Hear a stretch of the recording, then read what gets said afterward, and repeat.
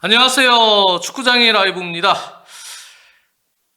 자, 금요일. 지금 밖에 차가 좀 많이 막히네요.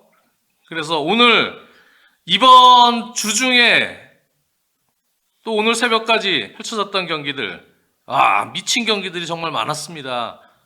그 상황에서 오늘 챔피언스 리그 경기와 유로파 리그 경기 리뷰를 좀 해보겠는데, 맨유 경기가 너무 극적이었죠? 네. 그리고 아스톤 빌라 경기도 극적인 승부가 나올 뻔했어요. 네, 나올 뻔했고 전체로 다 재밌었습니다. 레알 마드리드와 아스날 경기 재밌었고 토트넘도 나름 이런 식으로 실리적인 운영을 해. 네. 그러면서 어쨌든 프리미어리그 팀들이 대부분 내용적으로 선전했습니다. 네, 잘했어요. 한 팀 빼고. 이 팀 빼고 70 빼고는 대부분 선전을 했는데 프리미어리그 팀들 위주로 한번 얘기를 해보도록 하겠습니다. 오늘 맨유 팬 최연근 위원이 맨유 경기 끝나고 극적인 경기를 끝나고 또 맨유 팬이라서 흥분을 많이 했을 거예요. 네, 그래가지고 제가 저는 아침에 자는 사람이라 한 9시, 10시쯤? 오늘 축구장애를 같이 해볼까? 그래갖고 전화했는데 자고 있는 것 같더라고요. 연락 안 받다가 저는 또 이제 그 위에 자고, 이제 아까 전에 일어나갖고, 네. 뒤늦게 불렀는데, 올 겁니다. 오긴 오는데 좀 늦을 거예요. 네. 그래서, 다른 경기 얘기를 좀 먼저 하고, 그리고 또 최원근 위원이 얘기하는 이 맨유 팬으로서 이 미친 경기를 네, 직접 중계한 또 이야기도 한번 나눠보도록 하겠습니다. 한국의 포커스님 또 여전히 들어와 계시고, 네, 2대0에서 맨유 끝났다. 2대2, 불안했다. 2대4 연장 가서 망했다. 그랬다가 그것을 공식 기록으로는 이제 119분에 동쪽골 넣었지만은 이제 공식 기록은 119분에 넣으면 120분으로 기록이 돼요. 그래서 120분 이후에 2골. 네. 5대4. 이 경기 미쳤다 생각 들었네요. 그러면서 동시에 2019년 20세 월드컵 8강. 세네갈전이 생각났어요. 네. 배성재 캐스터와 저도 SBS에서 새벽에 세네갈전 보면서 소리를 많이 질렀던 중계하면서 생각이 나네요. 네, 조용욱 또 세네갈전 극적이었죠. 막판에 이광현의 엄청난 선방. 네. 또 그 얘기를 한국의 포커스님이 했습니다. 유레카님도 반갑습니다. 영석이 형 얼굴톤은 불타는 화라산. 네, 님 반갑습니다. 루나틱님도 반갑고요. 양마리님, 네. 빌바오가 라리가 최저 실점 팀인데 맨유 쉽지 않다. 그러게요. 빌바오가 또 유로파리그 결승전을 유치한 상황이기 때문에 빌바오 홈구장에서 쉽지 않을 텐데 지금 맨유가 정신력, 맨유 스프릿 이번에 제대로 보여줬습니다. 그래서 저는 맨유 충분히 이길 수 있다고 봐요. 지금 정도의 흐름으로 가면 유로파리그에 완전히 이제 올인하는 상황이고. 영석이 형 얼굴톤은 불타는 화라사님, 네. 엑스트넘, 네. 운빨 좋음, 네. 운빨 아니에요. 네. 잘했어요, 경기. 나름대로. 지상님, 형님, 첼시도 4강 갔는데 챔스 유로파에 너무 묻혀버렸네요. 네. 네, 이거 참, 씨. 네. 비읍, 뭐라고 쓴 거예요? 비읍 08이에요? 비읍 08님. 네. 2대4 돼서 욕하면서 끄고 그냥 잤는데 일어났더니 웬걸. 저랑 똑같네요. 저도 그 경기를, 토트넘 경기 보고, 그 다음에 이제 그 경기 연장까지 가고 있어서 다시 이러고 쭉 보고 있는데 2골을 먹길래, 에이, 끝났다. 이러고 또 다른 뉴스 보고 막 이러고 있었어요.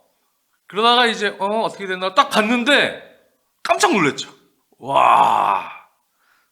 그래가지고 아마 맨유 팬분들 중에 2대4 되고 나서 열받아서 끄신 분들 아마 꽤 많을 겁니다. 제 예상으로는. 그랬다가 뒤늦게 그래도 어떻게 됐나 어떻게 졌나 이러고 딱 봤다가 깜짝 놀래가지고 급하게 다시 폰이나 또는 IPTV를 키신 분들도 많으실 것 같고요. 나오마나님, 맥과이어 골에는 감동이 있다. 네. 세라핀님님, 한준희 의원은 이제 원투펀치 안 하시나요? 한준희 의원님도 원투펀치 계속 하고 계십니다. 멤버십에 나오고 계세요. 일정이 근데 계속 바빠가지고 그동안 못 나오다가 이제는 조금 아마 좀 나오실 것 같습니다. 준선님, 첼시는 스웨덴 상대하는데 결승 보시나요? 결승 가야죠, 무조건. 네. 최윤수님, 첼시 사실상 우승? 에이, 말도 안 되는 소리죠. 네. 준선님이 저 열받아서 껐다가 부패골 알람 보고 3대4부터 다시 봄요. 네. 어쨌든 재밌는 경기 오랜만에 빌라전까지 만약에 빌라도 거의 역전을 할 뻔했거든요. 분위기가. 네. 파리 상제르맹이 정신을 못 차렸어요. 역전할 뻔했는데 그 경기가 만약에 뒤집혔으면 그리고 연이어서 또 맨유전도 극적인 승리가 나왔는데 거의 뭐 예전에 암스테르담의 기적 그리고 다음날 바로 안필드의 기적 그 나왔던 시즌 아시죠? 그때만큼 기적적인 두 경기가 한 주에 펼쳐지는 상황이 될 수도 있었어요. 네. 근데 빌라는 파리에게 결국은 따라가다가 결국은 탈락을 했습니다. 18-19 시즌. 네. 아스톤 빌라 같은 경우는 이제 파리 상제르맹과 경기를 했는데 1차전 1대3으로 지고 왔잖아요. 그래서 홈에서 상당히 공격적으로 초반에 특히 선제골 흐름이 매우 중요했던 상황이었기 때문에 선제골을 넣기 위해서 공격적으로 나올 것이다.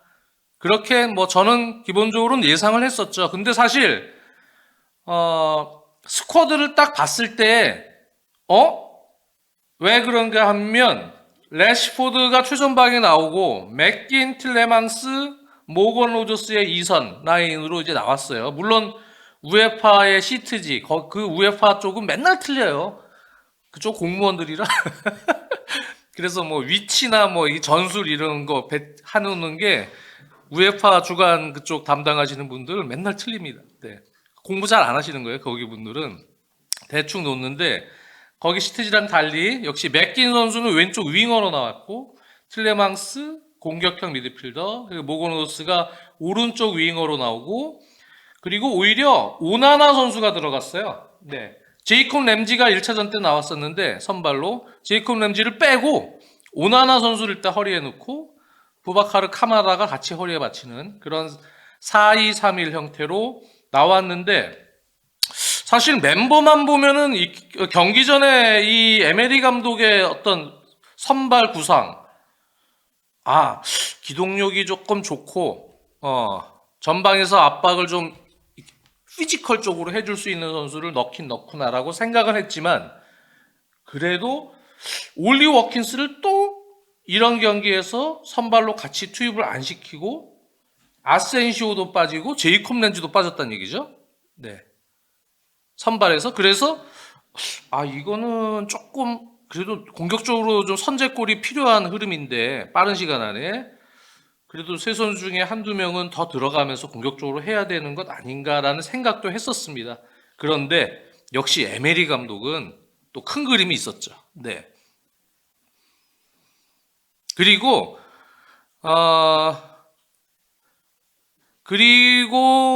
경기 시작 전에 저는 이 현장 오디오 이게 좀 작게 이걸 해놔가지고 잘 못 들었어요.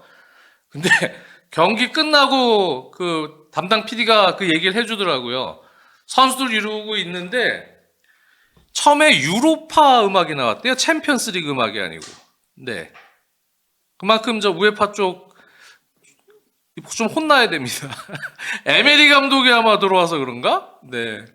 에메리 감독이네? 유로파 음악을 틀었어요. 처음에. 네. 챔스 음악이 나와야 되는데 선수들 쫙 고열해갖고 처음에 음악 나오잖아요. 뭐 그러한 해프닝도 있었다 그래요. 그래서 그런가 뭐 어쨌든 에메리 감독이 유로파리그로 착각을 해서 엄청나게 밀어붙인 거 아닌가. 네. 에메리 감독은 뭐 유로파리그의 장인 아닙니까? 네. 세비야 이끌고 유로파리그 3연패를 했던, 네. 또 비아레알 이끌고 또 유로파리그 우승했던 그런 감독인데 초반부터 전체적인 라인을 올리고 그 다음에 압박의 어떤 라인을 높은 위치에서 전방위적으로 들어갔습니다. 네, 에메리 감독이. 그러면서 아예 뒷공간이 많이 나오지만 앞에서부터 그냥 저지를 해버리겠다. 그래서 위에서 눌러서 계속 밀어붙이겠다. 초반에. 그러니까 선제골에 대한 의지를 강하게 드러냈던 아스톤 빌라죠. 그러면서 어차피 파리가 마르퀴뉴스가 이제 복귀를 했고요. 네, 징계에서 복귀를 해서 센터백에 파초와 함께 들어왔고 1차 빌드업을 할 때 어차피 하키미 선수를 올리는 구조잖아요. 팬들 아시다시피. 그래서 3-1 혹은 3-2 빌드업으로 들어갑니다. 그러다 보니까 이제 3명의 어떤 빌드업 체계를 아스톤 빌라 같은 경우는 1차 압박을 할 때 3명 전방에 이제 3톱이라고 봐야겠죠. 네, 거기 3톱이라고 봐야겠죠. 레시포드를 최전방, 그리고 왼쪽에 맥긴, 오른쪽에 모건 로저스 다 순간 가속 스피드들이 있는 선수고, 그리고 힘이 좋은 선수들입니다. 맥긴, 모건 로저스 이런 선수들은. 그래서 그 선수들이 강하게 이 3명의 1차 빌드업 수비진이죠. 누노 멘데스, 파초, 마르퀴뉴스, 혹은 마르퀴뉴스가 살짝 올라갈 때는 뭐 다른 허리라인 선수가 이렇게 3명을 만들어주는 경우도 있지만 3명을 압박하는 구조로 강렬하게 들어왔고요. 또 틸레망스, 오나나, 카마라 이런 선수들이 다, 특히 오나나, 카마라 이런 선수들이 다 피지컬적으로 허리라인에서도 강하게 이 작은 주앙 네베스와 비티냐 이 선수들의 약점은 결국은 피지컬입니다. 높이 또 체격 조건에서 아무래도 카마라나 이런 오나나에 비해서 조금 작은 부분이죠. 그리고 이제 파비안 루이스가 상대에서 또 선발로 나왔기 때문에 그런 부분들까지도 고려해서 오나나를 같이 맞추는 뭐 이러한 형태로, 또 틸레망스까지 이 3명이 같이 허리라인에서 또 압박을 하고 거의 대인 압박을 했죠. 네, 그래서 쫙 붙어서 한 전반 10분까지 완전히 밀어붙였어요. 파리를. 그래서 이 흐름에서 빌라는 골을 넣어야 되는 흐름이다 라고 생각을 했습니다. 왜? 뒷공간이 계속 보였거든요. 저기서 워낙 많은 숫자가 공격 가담을 했기 때문에 저기서 소유권 잃고 하나 탁탁 걸려버리면 그대로 뒷공간 하나 얻어맞겠구나. 그러니까 그 전에 득점을 해야겠구나 라는 생각을 했는데 빌라가 한 10분 정도까지 밀어붙이는데 골을 못 넣고 결정적인 기회를 많이 만들지 못했어요. 밀어붙이긴 하는데. 그래서 이제 한편으로는 역시 밀어붙이더라도 올리 워킨스는 배우 공간 침투하는 능력이 상당히 좋거든요. 올리 워킨스는 다른 조금 더 공격적인 성향의 선수들, 제이콥 램지, 뭐 기타 등등, 또 아센시오 이렇게 한 방 좀 센스 있게 하나 넣어주든지 센스 있게 움직여서 마무리를 질 수 있는 결정력이 있든지 그런 게 있어야 되지 않을까라는 아쉬움 속에 빌라 입장에서요. 그렇게 경기를 사실은 진행이 됐는데 결국은 딱 10분 정도 밀어붙이고 딱 한 번 역습 허용해서 실점이 됩니다. 네. 레시포드가 1대1에서 조금 무리한 시도를 하다가 거기서 끊겨서 그거 살아나와서 중앙으로 패스 한번 공급이 되니까 허리라인도 완전히 공격적으로 가세하고 측면 풀백까지도 전부 뭐 루카디뉴 또 맷 캐시 이런 선수들 전부 올라가 있었어요.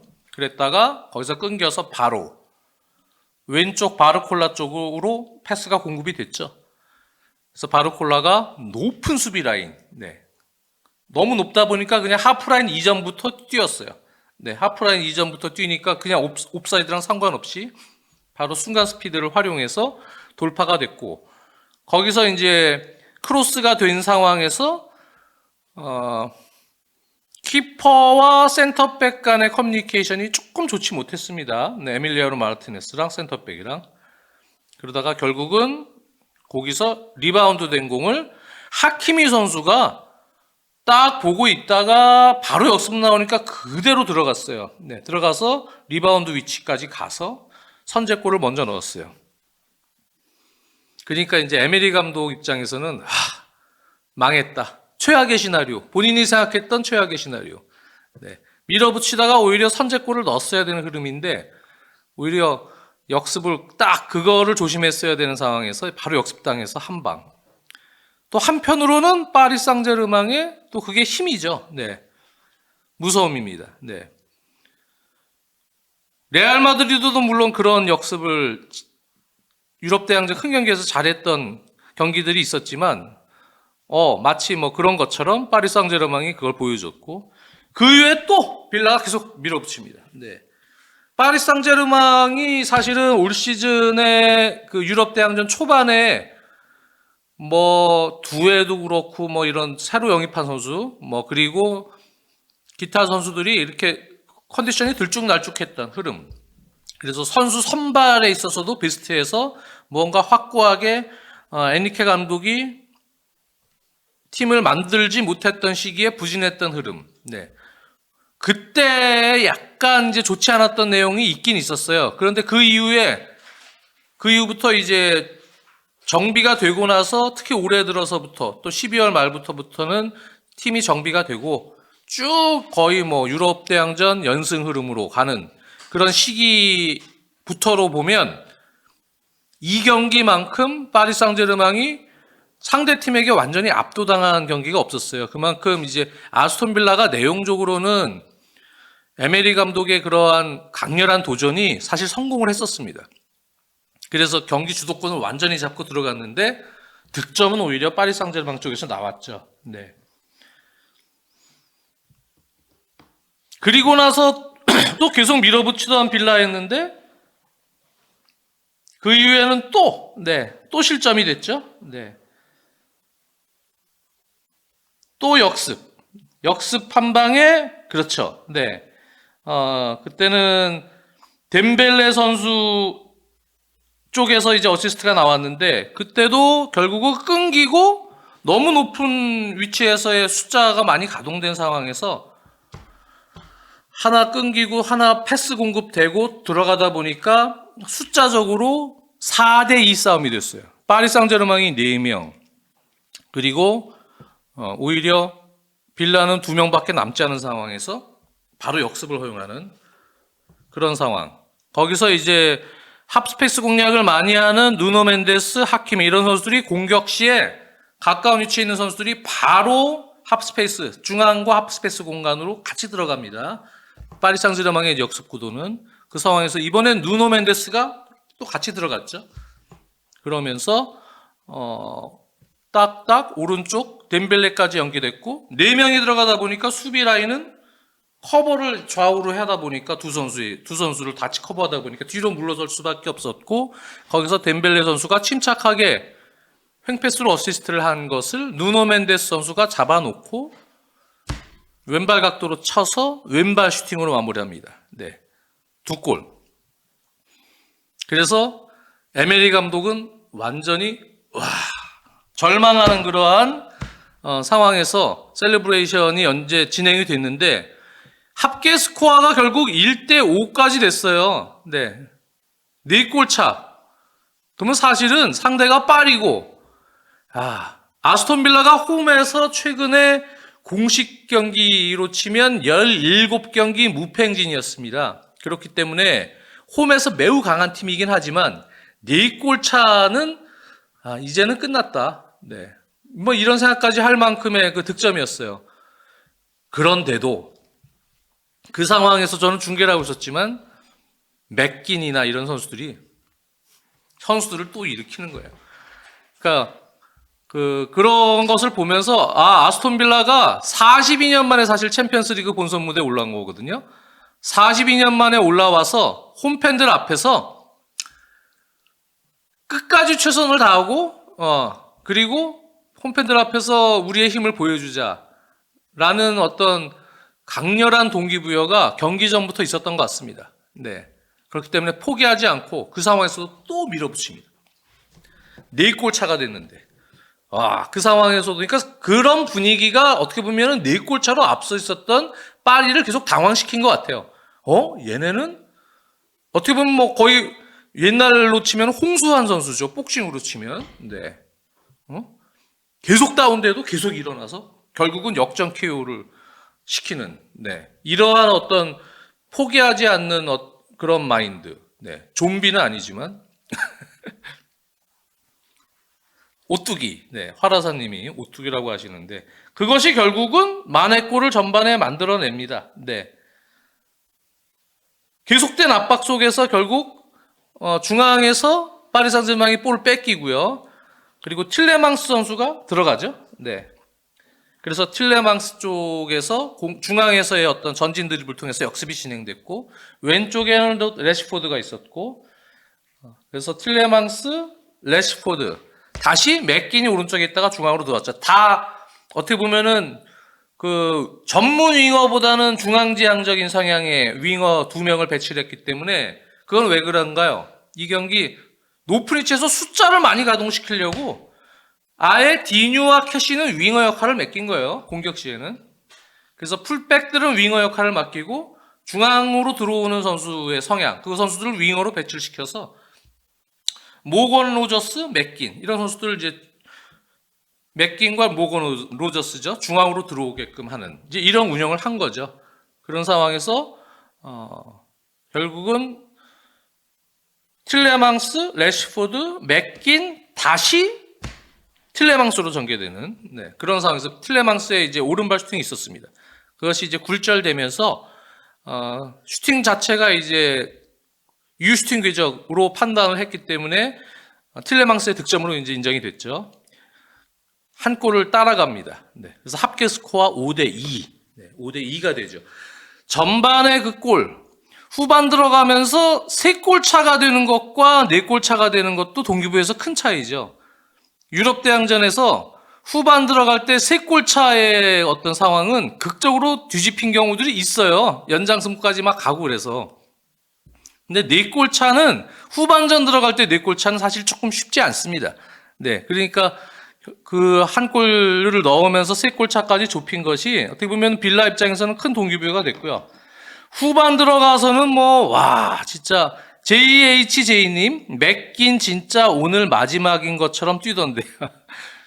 원래 그렇게 다른 경기도 많이 뛰는 선수입니다. 네, 맥긴 선수가 주장으로서 팀의 캡틴으로서 그런 헌신적인 모습을 많이 보여주는 선수인데 이날 맥긴뿐만 아니고 모든 선수들이 전방위적인 활동량을 가져가면서 어떻게 보면은 파리 생제르맹이 이제 아스날하고도 만나지만 아르테타 감독의 입장에서는 파리 생제르맹의 약점을 많이 봤을 거예요. 특히 아스날이 조금 뒤지고 있을 때 도전적인 운영을 해야 될 때 어떻게 해야 될지에 대해서 이 파리 생제르맹에 대한 약점을 조금 봤을 겁니다. 네. 특히 허리 라인이 정말 활동량이 많고 볼을 잘 차는 선수들이지만 주앙 네베스, 비티냐 이런 선수들이 물리적인 압박 속에서는 전체적으로 소유권을 잃는 경우들이 많고요. 파비안 루이스도 마찬가지예요. 네. 그리고 파리는 리그에서도 그렇고요. 그러한 강한 압박, 전방위적인 팀 압박을 그렇게 받아본 경우가 많지가 않습니다. 대부분 상대 팀들은 리그왕에 상대하는 팀들이나 이런 팀들이 그냥 내려서 버리기 때문에 압박이 아니고 공간을 안 주려고 내려서서 역습하는 위주로 파리랑 경기를 많이 하기 때문에 오히려 파리를 상대로 그냥 전방위적으로 위에서 눌러서 압박하는 것을 경험을 많이 못 해봤어요. 그런 부분에서는 파리도 어떻게 보면 학습 효과가 되긴 했지만, 이렇게 할 때 우리가 힘들구나. 상대가 이렇게 나올 때 정말 힘들구나. 다음부터는 이렇게 해야겠구나라는 학습 효과가 된 부분도 있죠. 하지만, 결국은 이제 또 한 번 그런 상황이 됐을 때, 과연 그걸 헤쳐나갈 수 있겠느냐에 대해서는 좀 미지수입니다. 네.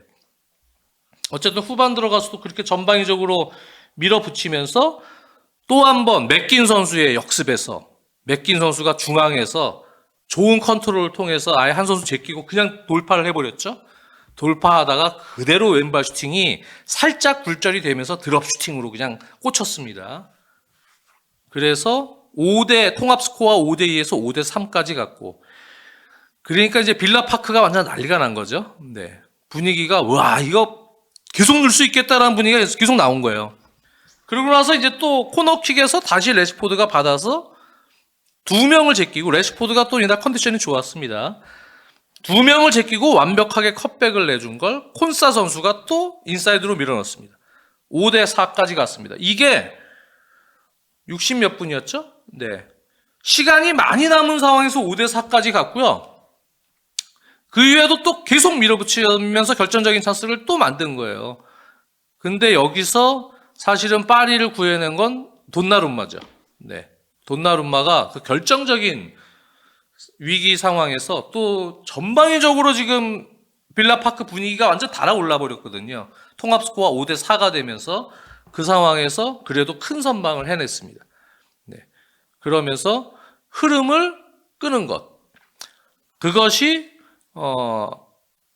어떻게 보면 5대4에서 연이어서 빌라에게 다시 실점하지 않은 원인이 됐고요. 그리고 이제 그 에메리 감독 입장에서는 이건 결과론적인 부분이지만 선수 교체를 하는 데 있어서 글쎄요. 제가 볼 때는 올리 워킨스를 물론 투입하는 거는 좋은데 레시포드가 나쁘지 않았거든요. 그래서 레시포드를 되게 어려워했어요. 파리 수비진들이 그날은. 레시포드는 그냥 놔두는 것이 어쩌면 낫지 않았을까라는 생각도 있습니다. 결과론적인 부분이지만. 근데 레시포드를 빼면서 이제 워킨스를 투입을 했죠. 그리고 아센시오를 또 투입을 시켰는데, 물론 이제 아센시오가 결정적인 상황이 있었어요. 1대1에서. 네. 그래서 마치 이제, 과거에 모리엔테스가 모나코 가서, 임대 가서 친정팀 레알 마드리드에게 1, 2차전 연속으로 비수를 꽂았던 그런 시즌이 있었지만, 그것처럼 결정적인 기회에서 임대 온 아센시오가 비수를 꽂을 뻔 했습니다. 네. 근데 거기서 또 선방이 있었고, 네. 돈나룸마가 그래서 팀을 계속 구해냈죠.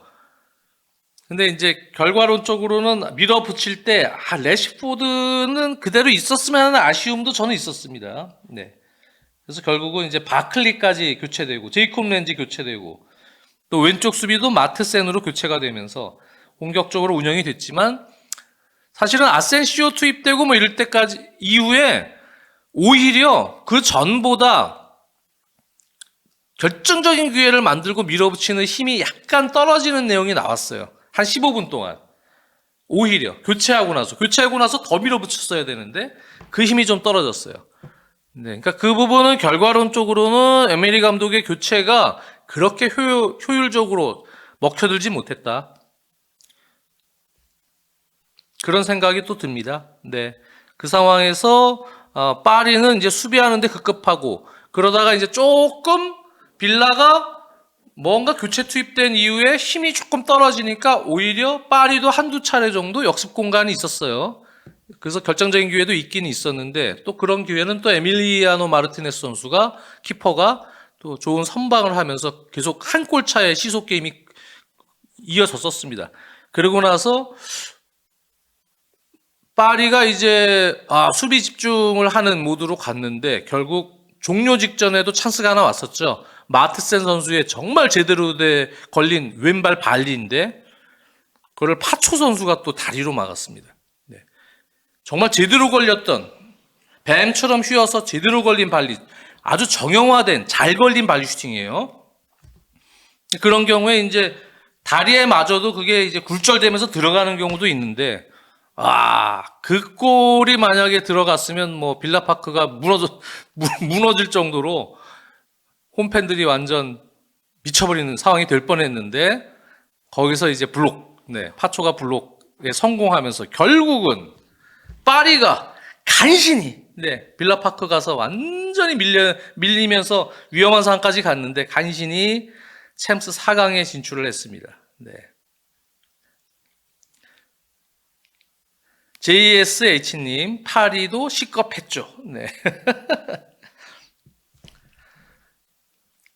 시겁했죠. 네. 그래서 아마 파리가 많이 배웠을 거예요. 이번에 유럽 대항전 치르면서, 야, 이런 팀이 있구나. 이런 정도의 템포가 또 있구나. 이런 정도의 어떤 압박 템포나 또 전환, 이런 것들을 특히 큰 경기에서 갑작스럽게 맞닥뜨렸을 때, 파리 상제르맹의 문제는 항상 결정적일 때, 지금 12, 13 시즌부터 13시즌 연속 너가웃 스테이지 갔단 말이죠. 그리고 최근에는 또 4강에도 가끔 가고 뭐 그러면서 성적은 내지만 결정적일 때 파리가 무너지는 이유들을 저는 좀 가만히 들여다보면 뭐 스타 플레이어들이 있을 때도 마찬가지예요. 메시부터 또 최근에 은바페까지 좋은 선수들을 보유하고 있지만 유럽 대항전에서 순간적으로 그 리그나 다른 데서 약간 조금 더 빡센 리그에서 보다 경험하지 못했던 정도의 순간들이 옵니다. 네, 근데 이제 그런 것들에 대해서 다른 빅리그에 있는 팀들은 그래도 많이 좀 적응이 돼 있는 그런 정도의 분위기를 파리는 순간적으로 그걸 못 이기는 경우가 있죠. 그러면서 순간적으로 무너지는 경우가 있거든요.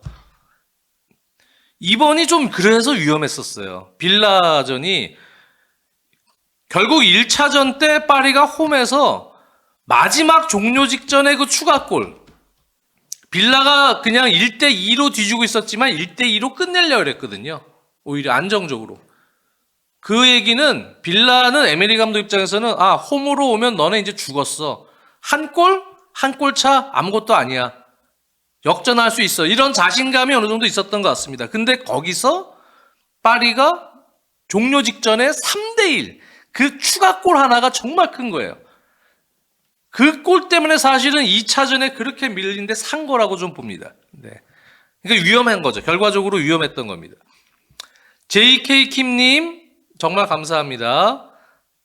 AV의 애매한 교체가 PSG를 살렸죠. 네, 그렇죠. 아스톤 빌라의 애매하다고 얘기하는 좀 너무 결과론적이긴 하지만, 네, 결국 교체해서의 어떤 성과가 확실하게 나온 건 아니기 때문에 그렇게 볼 수 있습니다. 네. 그래서 결국은 파리가 올라가서 첫 챔피언스리그 이제 우승을 노리는 그런 상황이 됐고요.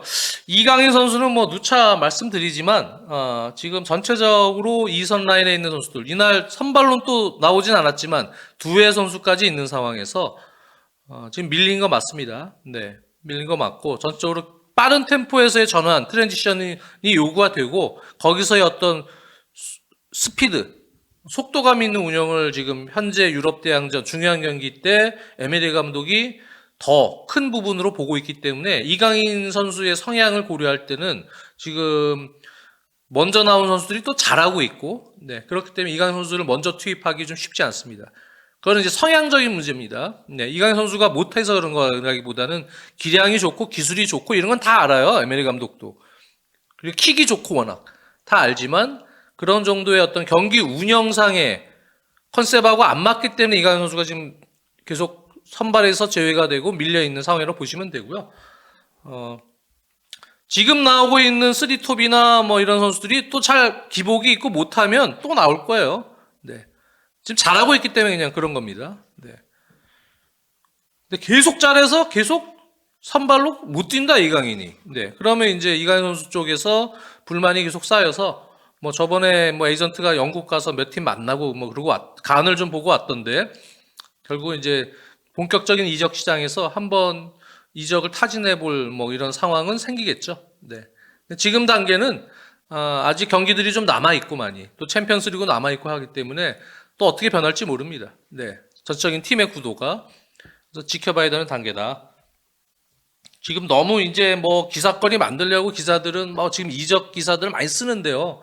지금 단계 기사들은 이제 정확한 팩트 위주의 기사라기보다는 그냥 이런 상황을 고려한 추정 기사라고 보셔도 됩니다. 네.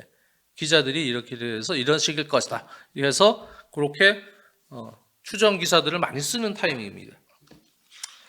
어쨌든 이강인 선수도 또 화이팅 해주시고 파리도 첫 챔피언스리그 도전을 하는 그런 상황입니다. 네. 그리고 이제 두 번째 경기 레알 마드리드 대 아스날전인데 참 이 경기는 글쎄요. 레알 마드리드가 그래도 홈에서 3골 차지만 상당히 공격적으로 1차전과는 다른 그런 모습을 보여줄 것이다. 그리고 아스날이 수비 조직이 워낙 좋지만 산티아고 베르나베우 이곳에서는 또 상당히 고전할 것이다. 결국은 실점할 것이다. 또 레알 마드리드는 경기 전부터 뭐 후아니토 정신 또 강조하면서 역시 이제 이런 큰 경기에서의 경험 그런 부분들에 있어서는 확실히 레알이 3골 차의 흐름이라도 뭔가 만들 수 있는 저력은 있다. 그렇게 생각하고 경기에 임했던 상황입니다. 네. 그런데 예전에 이제 이탈리아에서 온 알베르토하고도 이 안첼로티에 대해서 얘기를 했었는데 그때도 이제 알베르토가 그런 얘기했죠. 네. 엄밀히 얘기하면 안첼로티 감독은 운짱이다. 운짱. 네, 운짱. 사실은 운이 좀 많은 그런 덕장이자 운짱이다. 이런 이제 표현을 좀 했는데 그만큼 이제 이탈리아 내에서도 안첼로티에 대한 이미지는 약간 그런 부분이 있어요. 네. 그래서 전술적으로 게임 플랜을 잘 짜서 정말 전술적으로 제대로 치밀하게 계획된 하에서 들어오는 것이 아니다. 그런 얘기들을 이제 하시는 분들이 많은데 이날 경기는 그냥 제가 볼 때는 아스날은 게임 플랜을 잘 짜고 조직적으로 준비를 하고 나온 반면에 레알 마드리드는 그냥 평상시 하던 대로 선수들 배치해서 이 선수들이 잘 하겠지 그렇게 이제 들어온 것 같아요. 네. 그래서 그냥 공격적으로 놀 수 있는 예상된 라인업. 네. 음바페, 비니시우스, 그다음에 주드 벨링엄은 이제 공격형 미드필더처럼 포진시켰다고 봐야죠. 그리고 호드리구 선수를 놓고 그리고 징계에서 복귀한 추아메니 선수를 허리 라인에 놓으면서 결국 발베르데를 허리로 다시 오른쪽 수비에서 허리로 돌렸습니다. 그리고 알라바와 바스케스를 좌우 풀백에 배치를 시키는 운영이고요. 네. 반면에 이제 아스날 같은 경우는 버티는 게 중요했거든요. 전반에 버틸 수 있으면 이건 이제 게임 끝났다. 네. 그래서 이제 상당히 수비적인 어떤 밸런스를 중시한 운영을 전반에 했죠. 그래서 전반에 사실은 이 아스날의 수비 가장 사실 우려했고 걱정했던 선수는 가브리엘 마갈량이스의 부상으로 인해서 키비오르가 최근에 계속 나오고 있기 때문에 이 키비오르가 큰 경기에서 그 스타일이 약간 조금 불안한데 이런 느낌이 조금 있잖아요. 네, 무게중심이 좀 높지 않나? 이런 느낌도 있고 키비오르가 무지 잘했습니다. 이날. 네. 키비오르가 전반을 버티는 데 있어서도 큰 역할을 해줬고요. 또 이날은 이제 PK 상황이 2번 나왔는데 주심이 이제 박스 안에서 잡는데 조금 더 예민하고 민감한 성향의 주심이었습니다. 그래서 첫 번째는 PK가 선언이 돼서 사카가 찼는데 사카가 좀 잘못 찼죠. 네, 실축이 되면서 아스날이 그 골을 넣었으면 사실은 분위기가 레알 마드리드가 완전히 힘이 빠지는 그런 상황이었는데 거기서 이제 실축이 나오면서 오히려 레알 선수들이 힘을 받고 가는 그런 상황이었고 두 번째 반칙은 이제 VR 쪽에 잘 봤죠. 네. 그래서 라이스 선수의 반칙이 PK가 됐다가 다시 VAR을 통해서 취소가 됐는데 우에파가 좀 일 좀 잘했으면 좋겠어. 우에파에서 그것도 무슨 정신줄 놓고 있다. 거기 옵사이드라고 표시가 돼 있더라고요. 딱.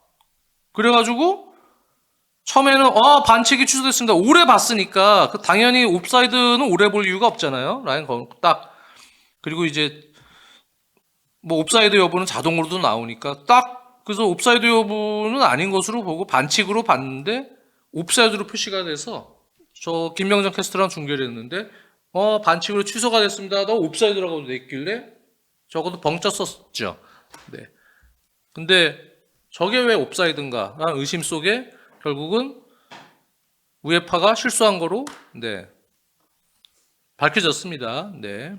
반칙으로 인한 취소였죠. 반칙이 아닌 것으로 인한.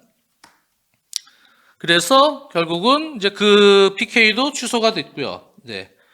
그리고 워낙 이제 조직이 아스날의 조직이 중앙 쪽에 특히 파티가 나오고 라이스가 나오고 이럴 때는 웨데고르가 1차 압박을 할 땐 투톱처럼 압박을 하지만 내려와서 산미들이 되고 좌우에 이제 사카나 마르티넬리도 수비적인 컨셉일 때는 내려와서 수비 커버를 많이 잘하는 팀이에요. 네, 그런 상황에서 메리노 선수까지 이제 요새는 투입이 되고 있기 때문에 메리노도 거의 미드필더를 도와주는 운영을 합니다. 그러니까 중앙 쪽은 매우 탄탄해요. 근데 이것을 뚫으려면 오히려 레알 마드리드는 중앙 쪽으로 상대를 좁혀놓는 중앙 쪽에서의 어떤 부분 전술, 윙어들도 중앙 쪽으로 같이 와서 거기서 숫자 싸움을 좀 하면서 경쟁을 할 수 있는 전술 운영이 필요하거든요. 그래야 사이드로 돌릴 수가 있기 때문에. 그런 상황에서 결국은 뭐 바스케스가 됐던 알라바가 됐던 이런 풀백들의 운영을 같이 살려주면서 했어야죠. 근데 그러한 것을 만드는 능력이 안첼로티가 좀 부족한 것 아닌가. 네, 결과적으로는 부족했던 것 아닌가라는 생각이죠. 네, 그렇기 때문에 결국은 중앙 쪽을 통해서 사이드로 벌리는 완전한 찬스들을 못 만들고 사이드로 벌리면 그냥 크로스밖에 할 수 없는 일반적인 그런 상황만 연출이 됐어요. 근데 크로스 하면은 뭐 레알 마드리드의 공격진의 크로스에서 경쟁력을 갖고 공격을 할 수 있는 공격수가 있습니까? 그런 성향들이 아니잖아요. 네. 레알 마드리드의 최전방에 있는 선수들은 음바페 마찬가지고 또는 벨링엄이 아예 그러면 가세에서 떨구기라도 하면서 벨링엄이 공격수처럼 오히려 들어가는 운영을 했어야 되는데 벨링엄은 또 뒤로 많이 쳐져 있었어요. 박스 바깥으로. 그렇기 때문에 결국은 성공률이 높지 않은 크로스가 계속 남발이 됐죠. 그러면서 결국은 전반에 아스날이 비교적 순조롭게 버틸 수 있었다. 그리고 이제 후반 가서 결국은 이제 득점이 나왔죠. 네. 후반 가서 아스날이 오히려 지공 찬스가 잡혔고, 네, 거기서 사카가 오른쪽에 있다가 슬그머니 들어가서 중앙 쪽 뒷공간을 잡았는데 레알 선수들이 확실히 이제 후반 들어가다 보니까 동기부여도 떨어지고 집중력도 엄청나게 떨어졌어요. 3골 차를 극복 못하고 약간 지겠다라는 느낌처럼 이제 왔는지 뭔가 그런 수비 집중력도 떨어졌습니다. 사카를 그냥 놓치더라고요. 아무도 못 보더라고요. 거기서 메리노 선수가 이거 뭐야? 하고 어시스트를 수행을 해서 사카 선수가 거기서 골을 넣으면서 사실상 게임은 거의 이제 끝나는 형태가 됐죠. 4골 차가 됐기 때문에. 근데 그러면서 살리바 선수가 이제 끝났다. 약간 이제 약간 해이해진 상황이죠. 거기서 실책이 나와서 비니시우스가 바로 골을 넣으면서 다시 또 레알 마드리드가 분위기를 잡나 싶었지만 역시 그럼에도 3골 차의 흐름을 극복하기에는 쉽지가 않았습니다. 그리고 나서 이제 종료 직전에 뭐 게임은 끝난 상황이지만 일종의 확인 사살 골이죠. 네. 확인 사살 득점. 게임을 끝내는 골. 네. 그 골이 터지는 순간 그냥 휘슬이 불렸다고 생각되는 마르티넬리의 역습에서의 득점이 나왔습니다. 그래서 결과적으로 아스날이 2대1로 원정에서도 승리하는 레알 마드리드에게 2연승을 하면서 올라왔습니다. 아스날이 이제 파리 상제르맹이랑 붙는데 두 팀 모두 챔피언스리그 우승이 없기 때문에 절실한 그러한 준결승 매치가 될 것 같아요. 누가 우세하리라고 장담하기 쉽지 않습니다. 근데 저는 이제 하나만 얘기하면 우승은 제가 느끼는 우승을 하는 상황들을 보면 결국은 수비 조직력이 좋은 팀이 우승을 하더라. 마르키뉴스를 중심으로 한 파리보다는 저는 아스날 쪽으로 약간 그래서 1, 2차전 합계 아스날 쪽으로 물론 파리의 우세 충분히 가능하고요. 하지만 저는 왠지 아스날이 조금 앞서지 않을까라는 생각입니다. 전적인 공수 밸런스에서. 조민재님 말처럼 예상하기 어려운 매치예요. 네, 정말 어려운 매치예요. 파리가 우세할 것이다라고 그냥 단정적으로 얘기하기 힘듭니다. 그거는 이제 공수에서 나타나는 전체적인 팀의 밸런스 그런 부분에 있어서 지금 아스날의 흐름이 상당히 좋고요.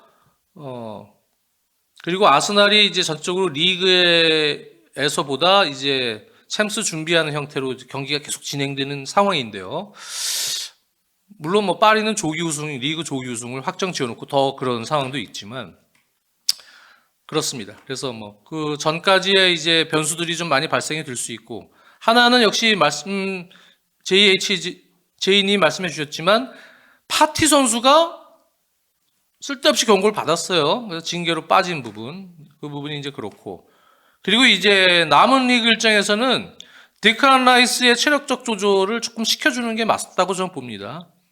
데클란 라이스가 아무리 처진이라 그래도 지금 이런 분위기에서 그렇게 많은 활동량을 계속 쉬지 않고 지금 뛰면서 보인다는 것은 지금 시점이 지금 딱 근육 올라올 수 있는 시점이에요. 제가 보면. 데클란 라이스가 진짜 철인, 뭐 진짜 마당새처럼 와 지치지 않고 뛰는 스타일이긴 한데 부상 잘 안 당하고 근데 그래도 약간 이제 근육 쪽에 이제 좀 문제가 나고 이런 게 웨스트햄 시절이나 이럴 때 시즌 막판에 너무 돌려서 그런 경우가 간혹 있어요. 근육 쪽 문제가 되는 경우가 데클란 라이스가 딱 요 시점이기 때문에 아마 그거는 그 아스날 피트니스 팀에서 관리를 좀 해야 될 겁니다. 물론 그럼에도 데클란 라이스는 맨날 자기 이제 뛰겠다라고 얘기하는 스타일이에요. 괜찮아요. 난 뛰겠다. 또 뛴다. 괜찮아. 전혀 문제 없어. 또 뛴다. 이렇게 얘기하는 스타일임에도 불구하고 역시 데클란 라이스는 조금 강제로라도 조절을 시켜줄 필요가 있고 커피 우유님 말씀대로 아스날 입장에서는 웨데고르가 좀 올라와야 됩니다. 웨데고르가 뭔지 시즌 후반부에 가면서 지금 처지는 느낌인데요. 커피 우유님, 파리는 항상 수비 불안 있었죠. 네. 그렇죠. 수비가 지금 중요합니다. 수비에서 특히 이제 풀백들의 그런 전술적 구조, 비대칭 운영을 하는 과정에서 특히 사이드, 풀백 쪽에서의 어떤 수비 경쟁력 그런 부분이 조금 올라와 있죠. 네. 파리는 그렇습니다. 그리고 이제 맨유 얘기를 한번 토트넘 얘기를 잠깐 하죠. 원건 오기 전에 차가 뒤늦게 출발해갖고 차가 많이 막힌다 그래서 오늘은 그래서 1시간 이후에 조금 더 가더라도 맨유 얘기를 좀 들어봅시다. 네. 저는 토트넘 경기를 또 풀로 이렇게 봤어요. 네. 다른 경기들도 있는데 혹시 맨유는 그 이후에 후반 막판 부분을 제가 봤고 토트넘은 기본적으로는 1차전 때 턴오버가 너무 많았거든요. 쇼패스 게임으로 만들려다가 턴오버가 너무 많아서 포스테콜로 감독이 제가 볼 땐 약간 의도적으로 지시를 한 것 같아요. 야, 너무 중앙 쪽으로 패스 공급 이번엔 하지 마. 그러니까 이제는 그 경기 지면 본인 경질 위기에 있었기 때문에 지금 전체적인 정황이 또 다니엘 리비 표정이 제가 느끼기에는 그 경기 져서 유로파리그 탈락했으면 경질시켰을 가능성이 꽤 있습니다. 네, 그렇기 때문에 포스테콜로 감독 입장에서는 거의 마지막 게임이라고 생각하고 그 경기에 임했다고 생각이 들고요. 그렇기 때문에 본인 철학이고 나발이고 이 경기는 없었다고 봅니다. 일단 살아남아야 된다. 그러려면은 본인도 아는 것 같아요. 본인 축구에 있어서의 지금 단점, 문제가 뭔지. 네. 일단 선수들이 1차 빌드업을 하는 구조나 이런 것들이 공격적인 운영을 하는 배치에서의 시작인데 거기서 턴오버가 1차전 때 너무 많았어요. 그러니까 이제 결국은 포스테콜로 감독이 야, 그냥 중앙에 넣지 말고 때려. 공간으로 경합을 시키거나 롱패스 비율을 현저히 올렸습니다. 네, 그래서 전반에 그런 다이렉트한 공격 시도를 통해서 리스크를 줄였죠. 네, 리스크를 줄이면서 이제 끌고 갔습니다. 네.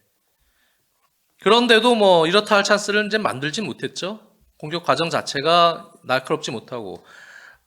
하지만 문제는 아인트라흐트 프랑크푸르트가 이 팀이 또 공격 작업이 시원치 않아요. 이 팀도 거의 롱킥, 다이렉트한 킥을 많이 썼어요. 에키티켓 쪽으로. 네. 그러면서 롱패스 비율이 서로가 좀 많았다. 근데 이제 찬스가 롱패스에서 정확도는 오히려 아인트라흐트 프랑크푸르트가 전반에도 그렇고 조금 더 있었어요. 에키티켓 쪽으로 정확하게 가는 게. 그리고 결정적인 기회도 하나 있었는데 판더벤 선수가 와 그래도 결정적인 거를 그 스피드를 활용해서 결국은 끊어냈습니다. 태클을 통해서. 네. 판더벤의 결정적 수비가 있었고요. 그리고 결국 이제 전반 후반부에도 메디슨 선수가 PK를 만들어낸 과정이 로메로의 롱패스에서 나왔거든요. 네. 거기서 메디슨 선수가 오히려 돌아뛰면서 솔랑키는 수비를 라인을 끌어주고 그럴 때 로메로 선수의 킥이 나왔습니다. 메디슨이 이제 키퍼와 부딪히면서 거기서 PK가 나왔고 그 PK에서 솔랑키 선수의 페널티 골이 결국은 결승골이 됐고 후반 가서는 포스테콜로 감독 말씀해 주셨다시피 이 경기 무조건 살아남아야 되기 때문에 공격 철학이고 나발이고 없습니다. 수비로 잠가야죠. 네. 수비적으로 나왔습니다. 네. 수비적으로 나와서 또 클루셉스키가 생각보다 원래 플랜보다는 조금 일찍 들어갔거든요. 메디슨 선수 다치면서. 클루셉스키가 또 힘으로 이렇게 누르고 압박을 잘하잖아요. 네. 그런 상황에서 지연시키고 또 내려오고 그런 수비를 했고 마지막에는 이제 케빈 단소 투입하면서 5백, 네. 5백으로 바꾸고 완전 수비로 잠궜습니다. 그 상황에서 결국은 1대0의 스코어를 지켜서 네, 준결승전에 올라간 그런 상황이 됐습니다. 네. 비카루의 선방도 있었고요. 네. 마지막에는 또 파페사르까지 투입하면서 3미들 5-3-2 혹은 5-4-1 네, 이런 식으로 클루셉스키가 이제 사이드로 빠지면 5-4-1이 되죠. 그런 식으로 수비적인 운영. 그러니까 이 감독도 할 줄 알아요. 수비적으로. 근데 그동안 이제 고집을 좀 핀 거죠. 잠글 줄도 알고. 사실 시즌 동안 그런 경기가 한 경기가 있긴 있었어요. 네. 포스테코로 감독. 그게 무슨 경기였더라? 절실하게 그 경기 이겨야 될 때 이렇게 합니다. 그래서 어떻게 보면은 프랑크푸르트가 공격력이 좀 날카롭지 못해서 여러 가지 그런 부분도 있지만 브랜트포드전이었나? 네. 브랜트포드전 말고 그 전엔 제가 지금 갑자기 기억이 잘 안 나는데 한 경기 있었어요. 그렇게 잠그면서 컨셉이 좀 바뀌었네 한 경기가 있었는데 결국은 포스테코로 감독이 유로파리그 우승을 해야 되거든요. 챔피언스리그 티켓 따기 위해서. 그리고 본인이 살아남기 위해서는 결국 유로파리그 준결승 그리고 결승 혹시 간다면 상당히 실리적인 운영을 중간에 섞을 가능성이 높습니다. 네. 그리고 이제 결과를 내야 되는 상황이 어떻게 될지 모르겠지만 컵대회 리버풀전이었던 것 같다. 그래요. 스테펀님. 네. 그렇습니다. 우리 최원근 위원이 어디쯤 왔나 볼까요?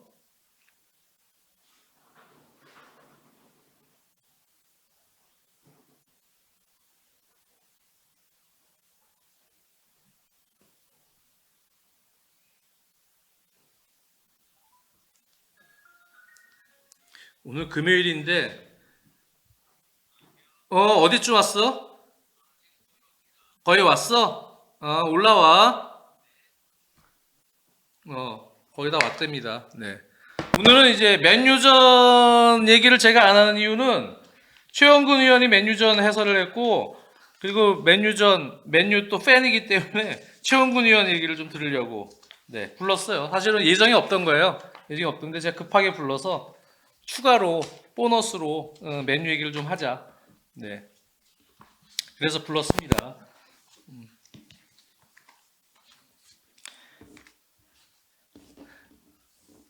극적인 경기. 네.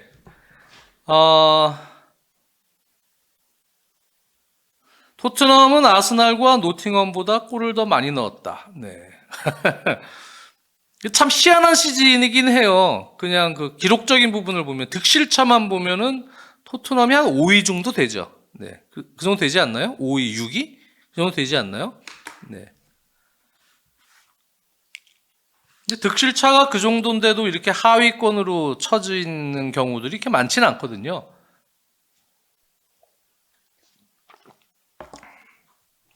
민하이님, 첼시는 어땠나요? 네.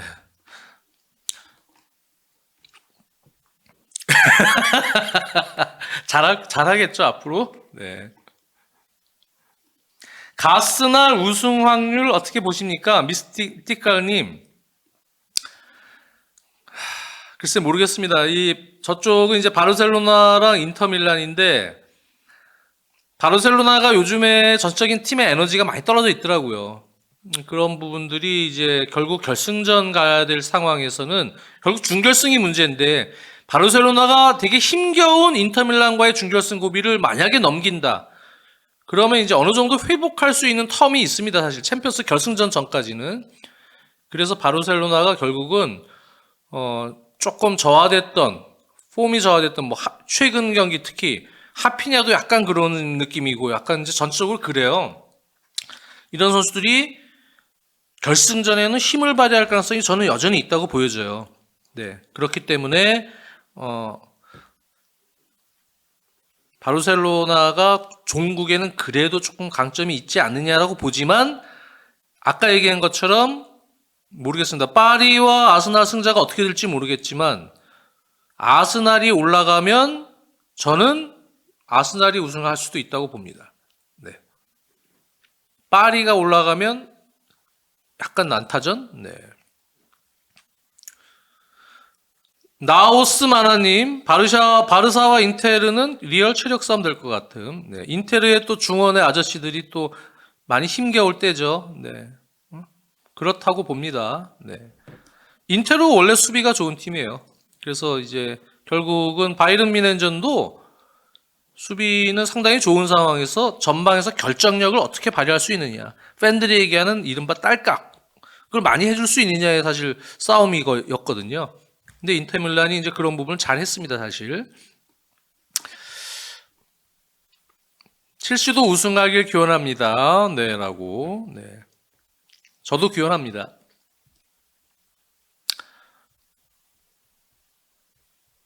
아스날은 준우승 DNA 심어져 있어 우승 실패. 네. 파리도 마찬가지잖아요. 챔스 결승 가서 준우승을 한 번 했잖아요. 아스날도 준우승했는데 아스날이 사실 바르셀로나 만나서 또 서력을 하고 싶은 부분도 있을 거예요. 과거 챔피언스리그 결승전 상대가 바르셀로나였기 때문에. 그래서 아스날이 만약에 바르셀로나 만나면 그런 역사적 의미를 선수들에게 다시 부여하면서 그래서 우승하면 더 큰 의미가 있잖아요. 예전 결승까지 갔다가 놓쳤던 그 비기어에 대한 꿈, 그 상대의 바르셀로나를 꺾고 아스날이 우승한다. 네. 그런 느낌도 있는데 사실 그 흐름적 관점에서 보면 지금 이 타이밍이 챔스 우승이 없었던 팀이 한 번 우승을 가져갈 타이밍은 분명히 됐다고 좀 보여져요. 그게 파리인지 아스날인지는 잘 모르겠지만 그냥 느낌이 그래요. 저는 그래도 오랜 기간 봤잖아요. 오랜 기간 봤을 때, 지금 타이밍이, 이거는 이제 약간 미신적인 부분이기도 한데, 느낌이 그래요. 비기어가 없었던 팀이 지금 한 번 딱 우승할 가능성이 있는 타이밍처럼 보이거든요.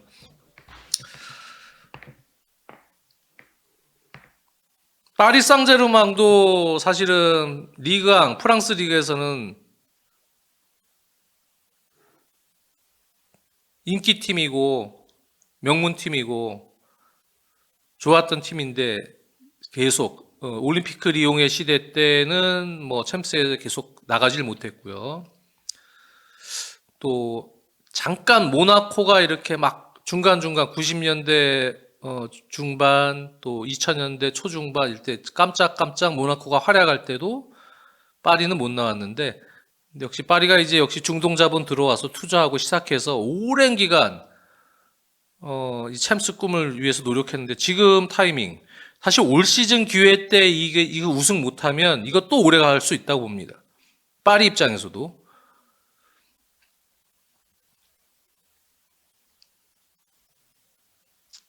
최영근이요 왔네요. 네, 엘리베이터 소리가 딱 들립니다.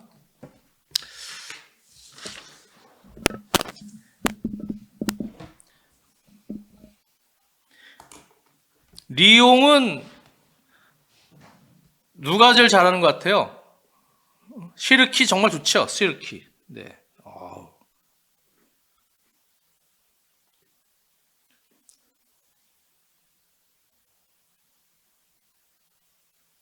카세미로가 근데 역시 중요할 때 그 베테랑들이 집중하니까 이게 무서운 거예요. 그쵸? 막판에 결정적인 거 카세미로가 해줬습니다. 그 재밌는 게 뭔지 아세요? 저희 그 원투펀치에 정우원 위원 아시죠? 정우원 위원. 네. 정우원 위원. 원투펀치 하는 정우원 위원이 며칠 전에 승부 예측을 했어요. 어제 승부 예측을 했어요. 어제 승부 예측을 했는데 맨유가 맥과이어의 극적인 헤딩골로 이긴다. 이렇게 승부 예측을 했어요. 승부 예측을 이렇게 했어요.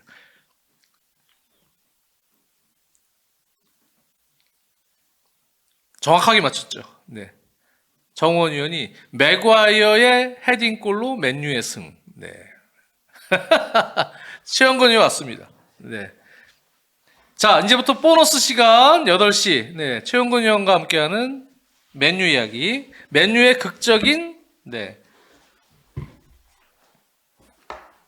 준결승 진출.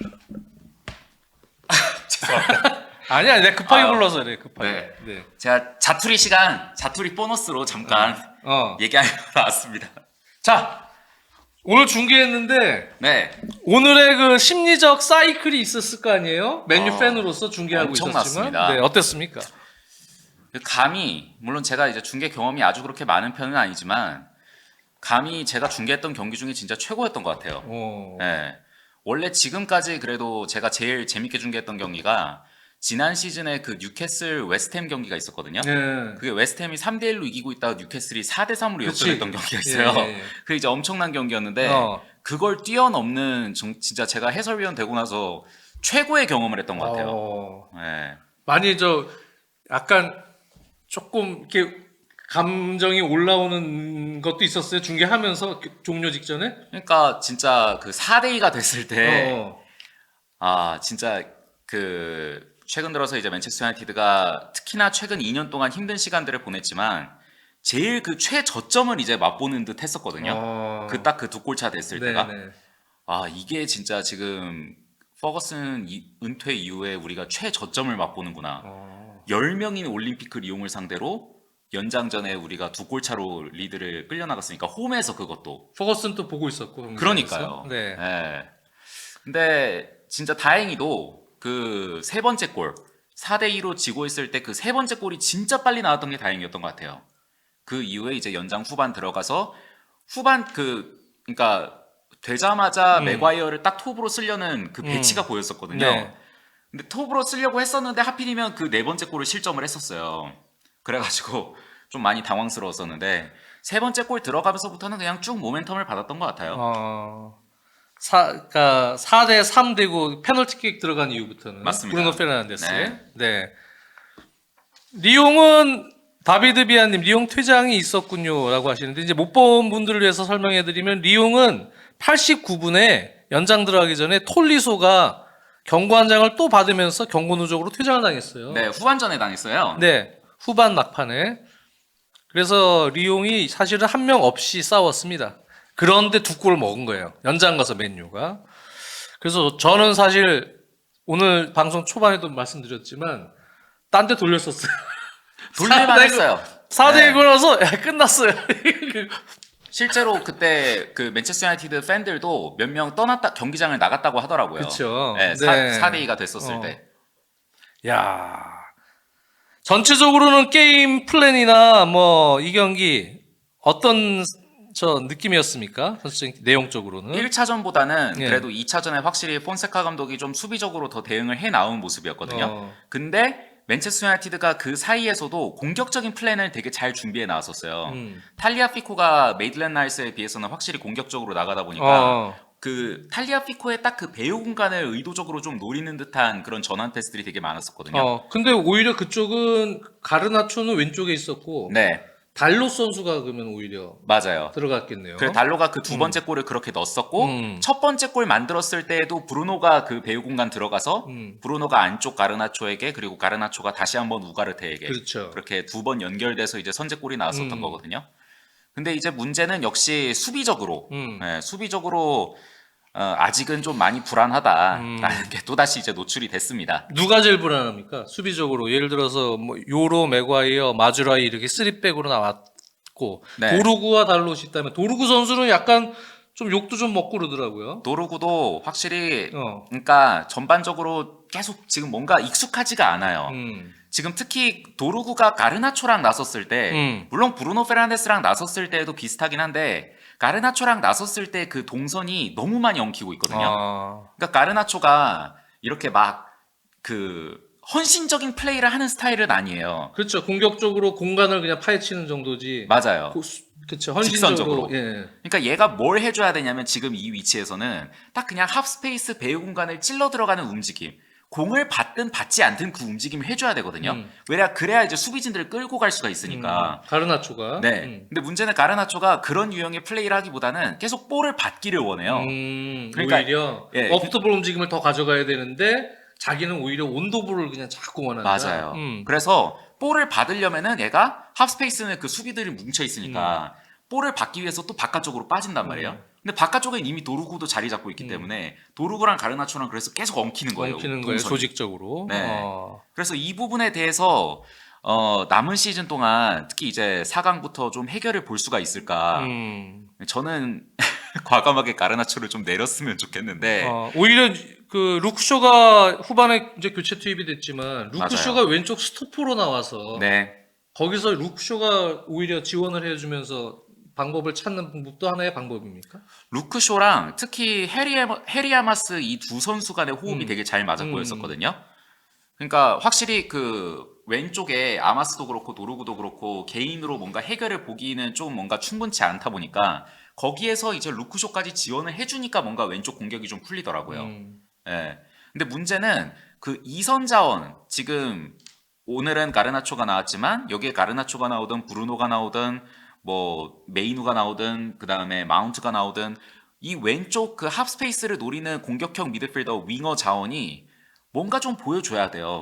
이쪽에서 보여주는 게 너무 없어요. 왼쪽에서 보여주는 게 너무 없다. 네. 오른쪽에 비해서 그러니까 양쪽 다 마찬가지예요. 양쪽 다 마찬가지예요. 네. 근데 지금 가르나초를 계속 쓸 수밖에 없는 건 저번에 제가 나왔을 때도 위원님께서 이렇게 달려주는 애가 지금 가르나초밖에 없으니까 지금 쓰는 거거든요. 그러니까 메이누랑 그 다음에 마운트랑 얘네 둘이 지금 아직 그렇게 핏이 완벽하지 않다 보니까 그래서 가르나초를 일단 어쩔 수 없이 쓰는 건데 4강부터 이제 메이누, 마운트 그리고 혹시라도 아마드 이런 애들이 좀 그 건강 상태를 아마디알로가 4강에 나올 수 있어요? 결승 가야 나오지 않나? 4강 어려울 것 같아요. 그렇죠. 네. 아마디알로는 아마 복귀가 만약 그때 된다 그래도 쓰기가 그렇게 쉽지 않을 것 같고. 네. 그러니까 지금 아마드가 복귀하기 전까지는 이 공격적으로 뭔가 좀 그 답답한 이런 게 계속 이어지지 않을까 싶습니다. 그렇군요. 그럼에도 불구하고 어쨌든 리옹전에서 마지막에 극적인 승부까지 가서 네. 진짜 울고 있던 팬의 눈물을 진짜 캐스터의 표현대로는 기쁨의 눈물로 바꾼 네. 간절함이 통했죠. 팬들의 그런 간절함이. 어떤 맨체스터 유나이티드만의 스프릿? 네. 이런 부분에 대해서 어떻게 생각하세요? 그러니까 확실히 지금 오늘 경기는 남은 시즌을 치르는 데 있어서 또는 더 미래를 봤을 때에도 아모린 감독에게도 도움이 좀 많이 될 것 같아요. 선수단을 운영하는데 이제 이런 팀 스피릿을 쭉 갖고 가는 게 그래도 되게 중요하니까요. 물론 이제 전반적으로 선수단의 그 구조 조정은 어쩔 수 없이 불가피하게 이루어지겠지만 오늘의 경기는 그래도 좀 지금 남아있는 선수들은 쭉 안고 갈 필요가 있지 않을까. 네. 아모린 감독이 만약에 이번에 유로파리그 물론 쉽진 않겠지만 네. 근데 빌바오와의 경기도 쉽진 않을 거 아니에요. 네. 그럼에도 그걸 극복하고 결승 가서 만약에 우승해서 챔피언스리그 티켓을 딴다. 예를 들어서 네. 그럴 때 아모린 감독의 체제로 계속 쭉 끌고 나가고 이번 여름 이적 시장에 어느 정도 선수의 인앤아웃 정리가 그래도 조금 맛있게 되고 네. 그렇게 되면은 아모린 감독의 축구 지금 성장 속도나 팀에 녹아드는 단계의 어떤 긍정적인 부분을 보면은 어느 단계에 있습니까?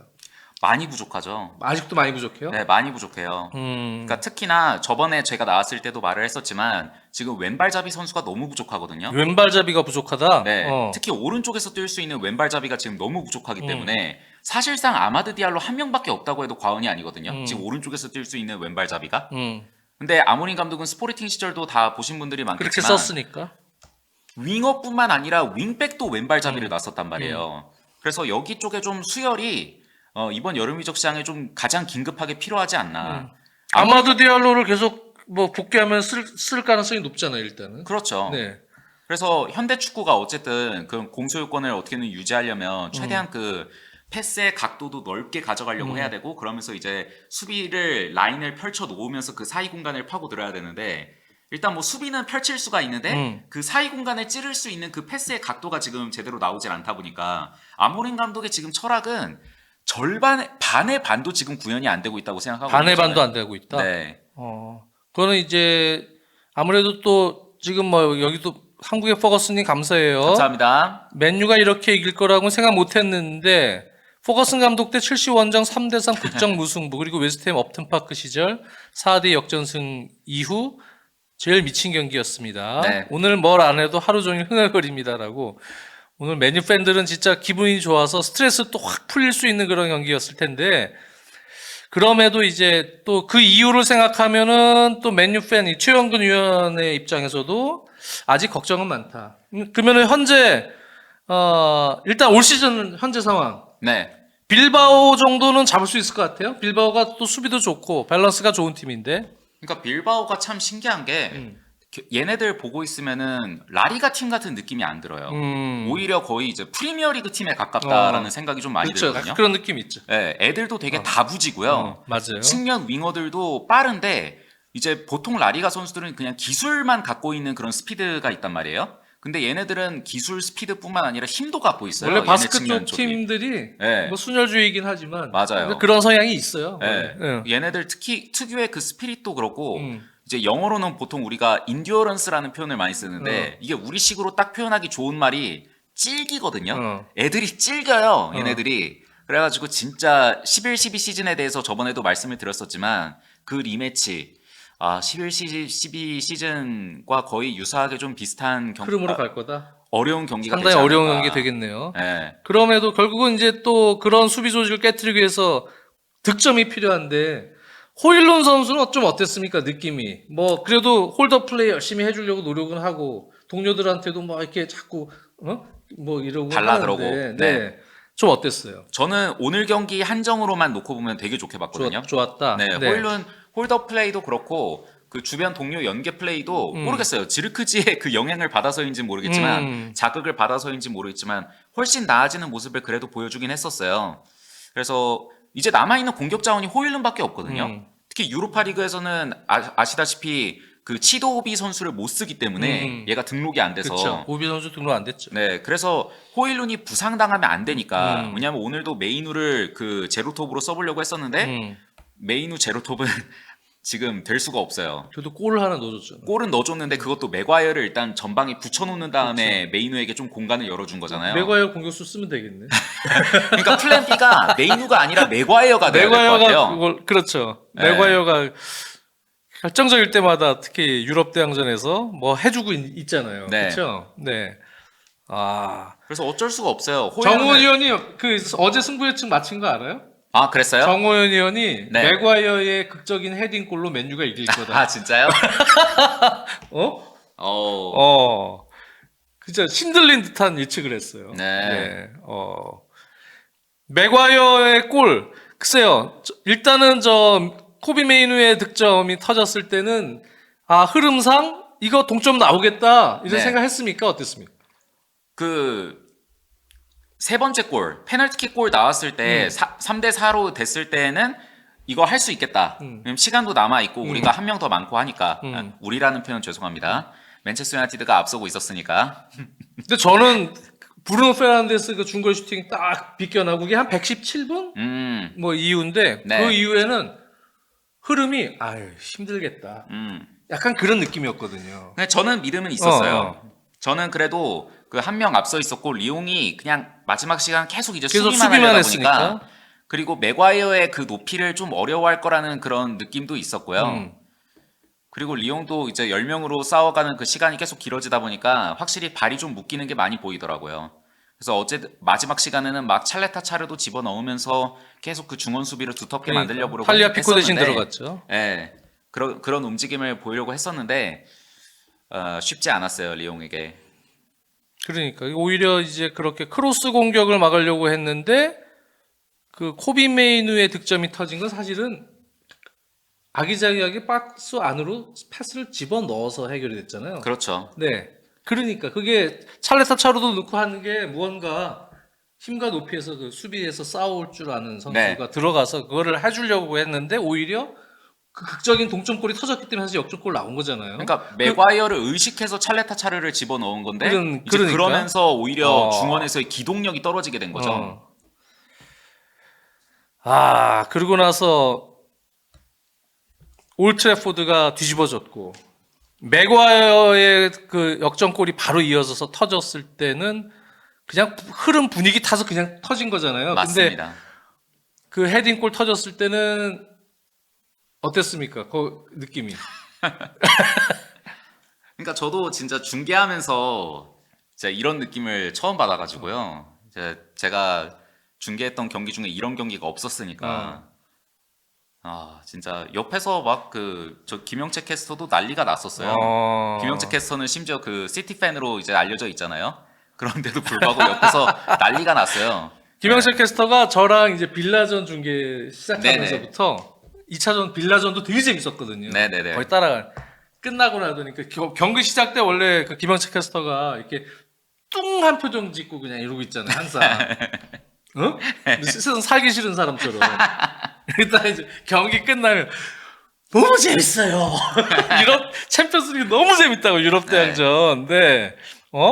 그리고 나서 또 재밌는 경기를 연속으로 했네요. 김영식 캐스터가. 네. 야. 축구 좋아하는 사람들은 다 똑같아요. 네. 네, 축구 이제 보기 시작하면 다 몰입이 되기 때문에. 그러니까. 네. 저는 1819 시즌이었나요? 그 암스테르담의 기적, 안필드의 기적, 그 연 이틀을 저 중계를 했었거든요. 그때 그 이틀 연속 그게 경기가 펼쳐졌어요. 그렇죠. 그때 이후로 요번 주가 제일 재밌었던 것 같아요. 정말요? 이번 주에 빌라전도 정말 쫄깃쫄깃하게 봤고요. 네. 그리고 맨유전, 이건 미친 경기가 하나 나왔습니다. 사실은 챔피언스리그에 비하면 유로파리그는 거의 이제 뭐 겉절이가 아닌가 싶었는데. 김민재 첼시 이적설 떴다고요? 네. 지금 단계 이적설은 뭐 이렇게 크게 믿지는 않습니다. 네. 그래도 설레네. 네. 피디님이 이제 배고픈가 봐요. 20분에 슬슬 마무리 부탁드립니다. 싫은데요? 네? 김민재 선수 지금 뭐 링크가 뜨긴 떴어요. 그래요? 네. 지금 어디 기사예요? 그러니까 요즘엔 이상한 기사들, 요즘에 이상한 신문, 그 언론, 인터넷 언론? 뭐 듣보잡 인터넷 언론이 너무 많아서. 맞아요. 근데 그런 걸 또 기자들이 자꾸 인용하더라고. 네, 근데 이 기자는 사실 아주 그렇게 나쁜 기자까지는 아니거든요. 어디 기사인데? 그 산티아우나라고 그냥 이 기자 뭐 산티아우나 기자. 네, 산티나지 않아요. 뉴캐슬도 관심 있다. 네, 첼시, 뉴캐슬이 뭐 관심 있다. 그리고 김민재 선수가 바이에른을 떠날 의향이 있다. 이런 지금 멘트가 나오긴 했습니다. 네. 설레긴 하네. 근데 뭐 기본적으로 김민재 선수는 일단 난 좀 바이에른 뮌헨 좀 너무한 부분도 있는 것 같아요. 사실 선수 관리에 있어서 물론 지금 다른 부상자들도 있고 그래서 우파 메카노도 다치고 네. 부상자가 있어서 지금 할 수 없이 뛰고 있지만 이 아킬레스 쪽 그 문제 이게 아킬레스 그러니까 끊어진 건 아니고 이쪽에 이제 계속 누적된 염증이 생기면 그거 좀 선수들 뛰기 되게 고통스럽거든요. 근데 자꾸 이제 그 혹사시키고 있잖아요. 그 유스에서라도 좀 이렇게 해서 로테이션이라도 돌려놓고 일정 기간 김민재 선수에 대해서 좀 관리를 해줄 수가 필요해요. 그거는 선수들 어떤 보호 차원에서도. 그렇죠. 예. 그게 이제 자꾸 누적되면 그거는 이제 올 시즌의 문제가 아니고 향후 2시즌 동안 계속된 문제를 계속 노출할 수 있거든요. 네. 그래서 그 치료할 수 있는 시기에 확실히 해줘야 되는데 이 바이언 같은 구단이 생각보다 좀 스몰 스쿼드로 운영하기 있기 때문에 맞아요. 좀 여기서 조금 더 스쿼드의 뎁스를 좀 넓히고 네. 뭐 이런 정도의 좀 팀이 돼야 되지 않겠습니까? 네. 근데 좀 불운하기도 했어요. 이토 히로키 상황도 그렇고. 그렇죠. 부상자가 물론 많은 오카메타노. 부분이 있긴 있는데 그럼에도 지금 단계에서 좀 그런 관리도 필요하다. 네. 김민재 선수 좀 그런 부분 아쉽네요. 물론 손흥민 선수도 마찬가지지만. 네. 손흥민 선수도 지금 부상 달고 제가 듣기로는 부상 달고 몇 달째 뛰고 있어요. 발 쪽이랑 발 쪽이랑 뭐. 그래서 사실은 전체적인 경기를 관리를 해주는 지금 상황이거든요. 그래서 정상 컨디션이 아니라는 그 점은 아마 팬들이 알고 계셔야 될 것 같아요. 김민재, 지금 손흥민 선수가 정상 컨디션이 아닙니다. 네. 네. 카카시님께서도 김민재의 대단함을 모르는 그 미넨이라고도 말씀하셨는데 김민재 선수가 이렇게 좀 혹사를 당했을 때에는 구단에서도 좀 뭔가 더 관리를 해줄 필요가 있지 않나. 관리를 좀 필요해요. 네. 지금 경기 너무 많이 뛰었고 그리고 좀 더 또 대우를 해줘야 워낙 되는 거죠. 플레이 성향 자체가 그 나폴리 시절에는 그래도 관리를 좀 해줬어요. 그래서 네. 일찍 좀 교체시켜주고 맞아요. 뭐 이렇게 하면서 왜 김민재 선수 성향이 스프린트를 많이 거는 성향이에요. 네. 스스로가 나서서 안 해도 되는데 나서서 스프린트를 많이 걸어서 그거를 아마 피트니스 쪽에서 보면은 다른 센터백하고 좀 다른 유형이거든요. 그 관리를 좀 해줘야 되는 유형입니다. 근데 보면은 이건 좀 그냥 너무 동물도 아닌데 그러니까요. 그 굴 당시에도 기억나는 게 막 어. 구앙제주스도 그렇고 특히 웨스티고르 이런 애들도 진짜 실력이 좀 부족한 애들인데 그냥 억지로 계속 그냥 로테이션을 시켜줬었거든요. 교체 집어넣고. 근데 그런 걸 바이언이 너무 해주지 못하는 것 같아요. 그렇습니다. 그건 뭐 물론 저희가 알지 못하는 여러 가지 또 다른 또 문제들도 있겠죠. 네. 근데 선수 관리에 대 있어서는 저는 뭐 한국 사람으로서는 그래도 우리 선수가 좋은 컨디션에서 제대로 평가를 받을 수 있는 경기를 좀 많이 하고 싶어 하는데 왜 그러냐면 그렇게 정상 컨디션이 아닌 상황에서 플레이하면서 또 실책하면 또 엄청 까잖아요. 그러니까요. 너무 까요. 그 손흥민도 마찬가지고. 네. 어쨌든 그렇습니다. 네. 자, 오늘 급하게 또 최영근 위원 와서 또 네. 하고 싶은 얘기 있어요? 아니 저는 꼭 맨체스터 유나이티드 이길 때 안 불러주셔도 되니까요. 언제든지 진짜? 언제든지 네 저는 언제든지? 열려 있습니다. 그래서 이렇게 언제든지 연락 주세요. 알겠어요. 그럼 자주. 네, 오늘 근데 저번에도 저희가 평일에 했었잖아요. 근데 오늘은 또 금요일이라 그런지 이게 도로 상황이 엄청 막히더라고요. 난리가 아니었어요. 그리고 나 집 앞에는요. 지금 콜드플레이 콘서트가 내가 집 앞에가 고양종합운동장이에요. 와, 어쩐지. 갔다 왔어? 콜드플레이 요즘에 콘서트를 계속해요 거기서. 네.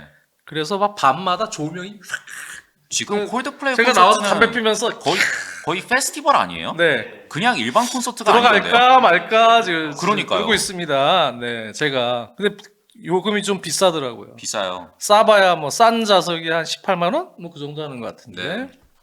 아무튼 제가 다음에는 이런 일이 없도록 하겠습니다. 뭐 제가 괜찮아. 내가 늦게 불렀는데 뭐. 네. 제가 거의 금요일에는 진짜 2시간 그 여유 두고 출발해야 거기다가 되더라고요. 날이 좀 풀려서 그래요. 맞아요. 날이 좀 풀리니까 네. 이제 다 술 먹으러 온 거야 사람들이. 진짜. 그리고 막 밖에 또 오랜만에 불금이라고 한번 나들이 차 끌고 지금 나온 사람들이 많아서 네. 지금 차가 엄청 막힙니다. 다른 금요일보다 더 막혀요. 저는 잠깐이라도 너무 즐겁고요. 어. 그리고 피디님께 죄송합니다. 자, 오늘은 이제 다른 때보다는 좀 시간 오래 걸렸는데 뭐 그래도 그냥 틀어놓고 식사도 하시고 뭐 다른 일도 보시면서 이렇게 듣는 방송이 됐었으면 됐으면 또 좋았겠습니다. 자, 오늘 원투펀치 라이브는 여기서 마치고 다음 시간에는요. 다음 주에 화요일 날 아마 뵈야 될 것 같습니다. 화요일 날. 네. 화요일 날 찾아뵙도록 하겠습니다. 여러분들 건강하세요. 안녕.